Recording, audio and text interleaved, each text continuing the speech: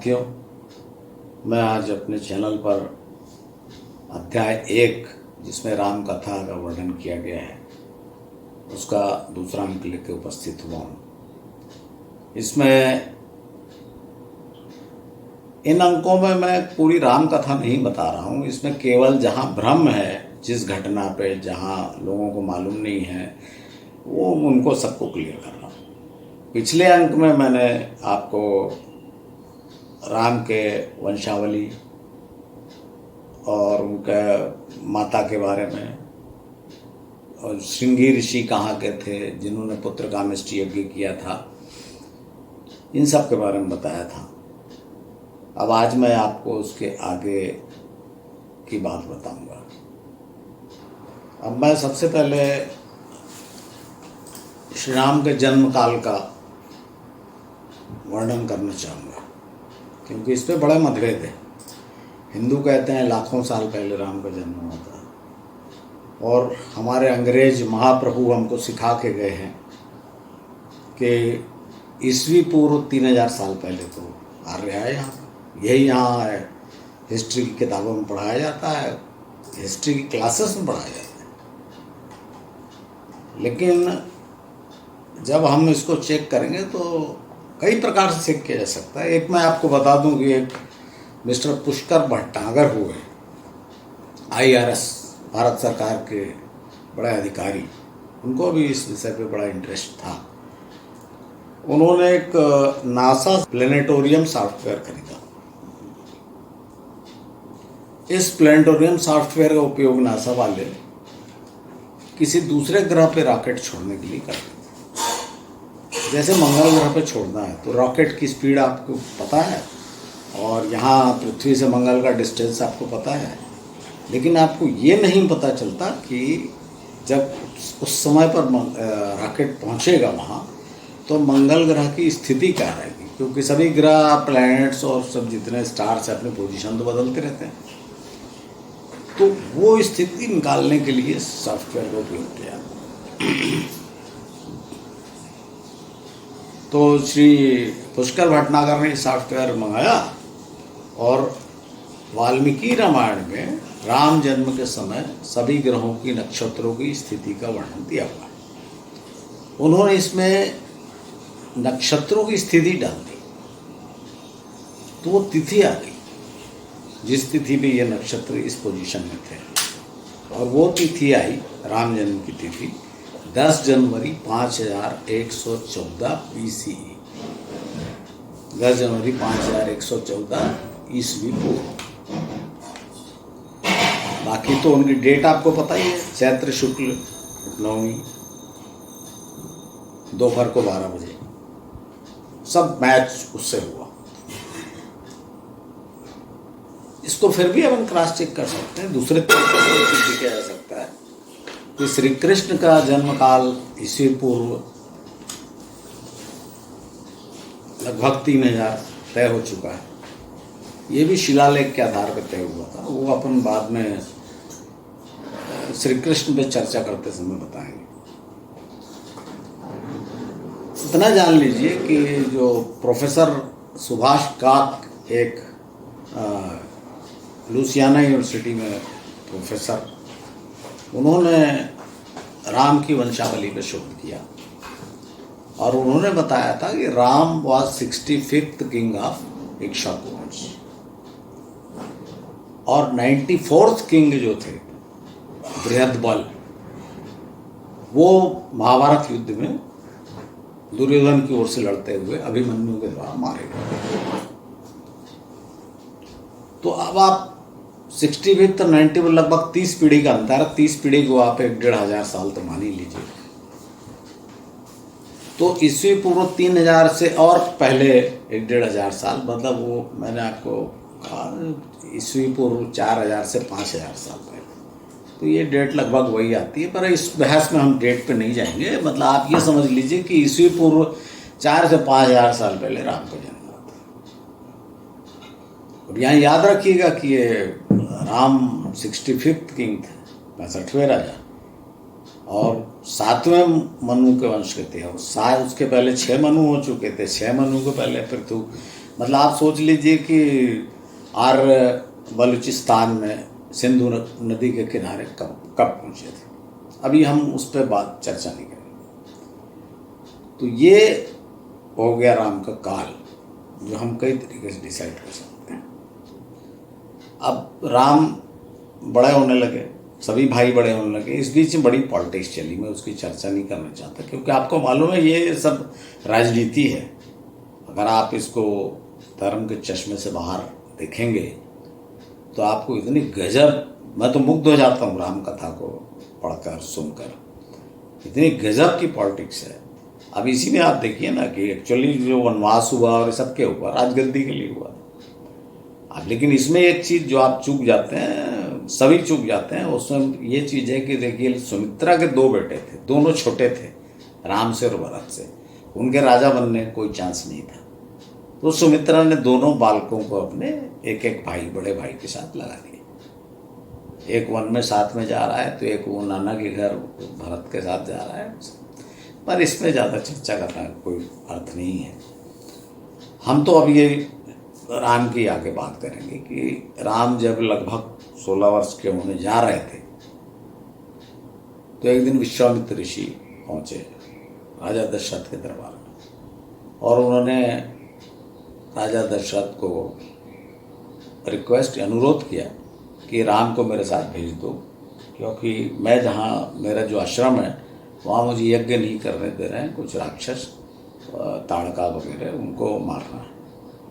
राजा दशरथ कांपने लगे। उन्होंने बहुत प्रार्थना की ऋषि से कि मेरा बालक राम अभी 16 वर्ष का भी नहीं हुआ। इसको याद रखिएगा कि राम 16 वर्ष के भी नहीं हुए थे। नहीं आओ वशिष्ठ वगैरह के समझाने, जो भी हुआ उसको छोड़िए। वो राम और लक्ष्मण दोनों विश्वामित्र के साथ गए।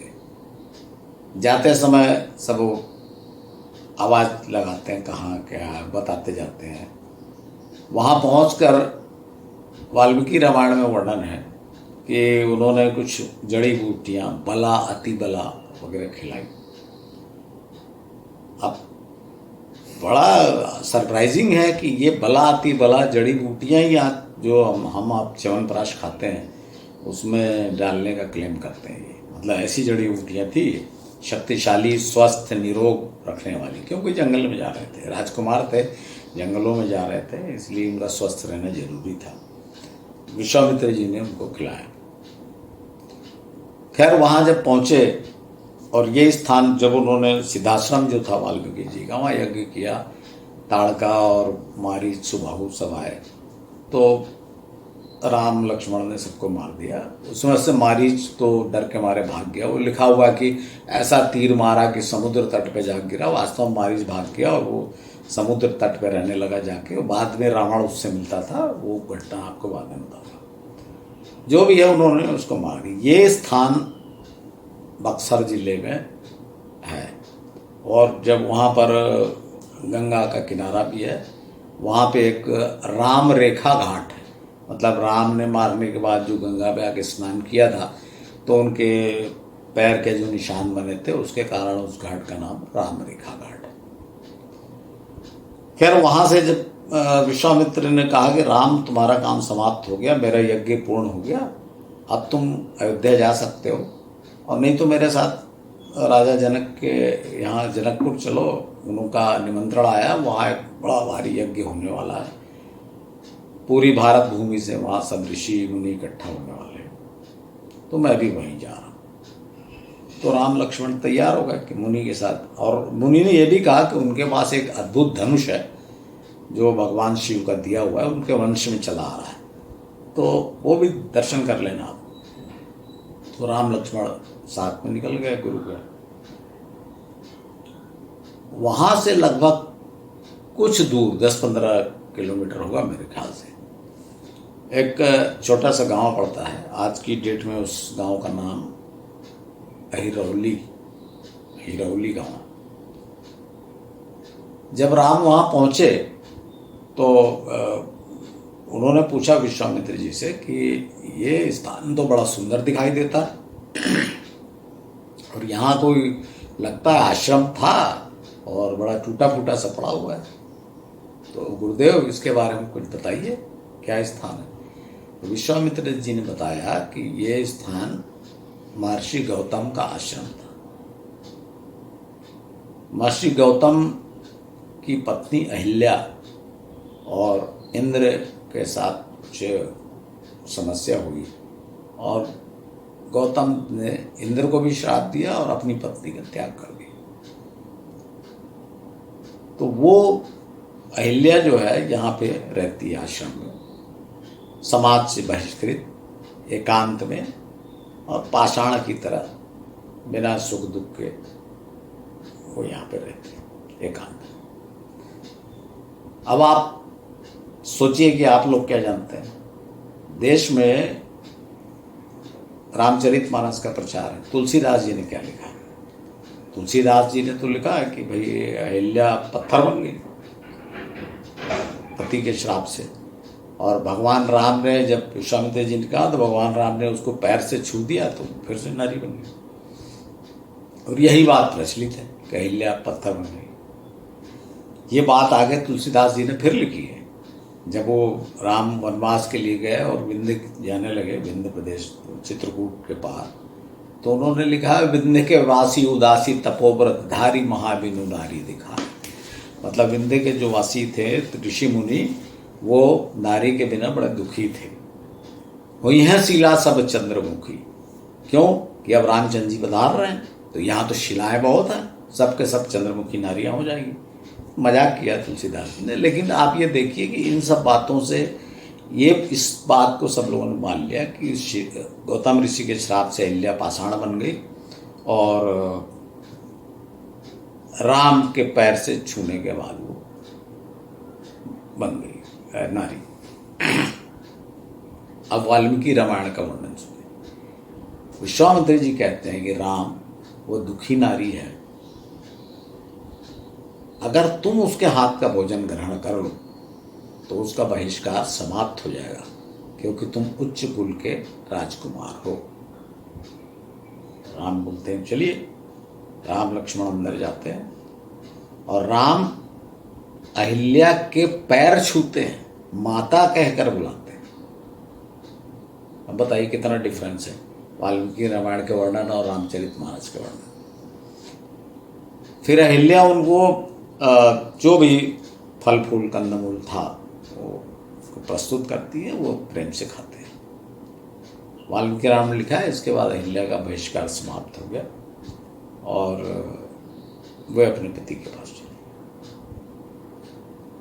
ऋषि विश्वामित्र के साथ ये दोनों भी, राम लक्ष्मण भी, जनकपुर की ओर चल पड़ते हैं। जब जनकपुर पहुंचते हैं, जनकपुर नहीं पहुंचते, वो यज्ञ भूमि, मैंने आपको बताया था ना कि राजा लोग यज्ञ दूर पे करते थे जहाँ पानी की सुविधा हो, खुली जगह हो, क्योंकि यज्ञ हवन नहीं होता था, महीनों चलता था और सैकड़ों ऋषि मुनि बुलाए जाते थे, गांव बस जाता था, मेला लग जाता था। तो ये जगह जो है आज की तारीख में जनकपुर से लगभग 20 किलोमीटर दूर, नेपाल में 20 किलोमीटर दूर है। उस जगह का नाम ही धनुखा है। धनुषा या वहाँ की भाषा में धनुखा कहते हैं। धनुष के नाम पर धनुखा नाम पड़ा हुआ है। वहाँ पर कुछ पत्थर भी ऐसे चट्टान निकली हुई है, उसको किंवदंती में वहाँ उनको लोगों का मानना है कि ये वो धनुष के टुकड़े ही हैं। खैर जो भी हो, जब ये पहुँचे वहाँ पे तो राजा जनक ने स्वागत किया इनका, ऋषि का, और पूछा कि ये आपके साथ ये बालक कौन है? ये तो कहीं के राजकुमार दिख रहे हैं। तो ऋषि विश्वामित्र ने परिचय दिया कि ये राजा दशरथ के पुत्र हैं, अयोध्या के राजकुमार हैं और ये धनुष दिखने आए।